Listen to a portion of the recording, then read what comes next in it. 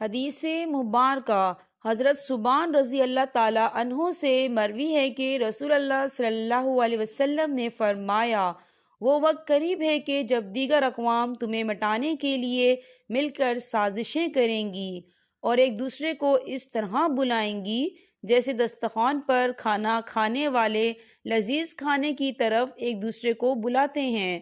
کسی نے عرض کیا، یا رسول اللہ، کیا ہماری قلت تعداد کی وجہ سے ہمارا یہ حال ہوگا؟ آپ صلی اللہ علیہ وسلم نے فرمایا، نہیں، بلکہ تم اس وقت تعداد میں بہت ہوگے، البتہ تم سیلاب کی جھاگ کی طرح ناکارہ ہوگے۔ اللہ تعالیٰ تمہارے دشمنوں کے دل سے تمہارا رعب اور دبدبا نکال دے گا اور تمہارے دلوں میں بزدلی ڈال دے گا۔ کسی نے عرض کیا، یا رسول اللہ، بزدلی سے کیا مراد ہے؟ آپ صلی اللہ علیہ وسلم نے فرمایا، دنیا سے محبت اور موت سے نفرت۔ اس حدیث کو امام احمد، ابو داؤد نے مذکورہ الفاظ میں اور ابن ابی شیبہ نے روایت کیا ہے۔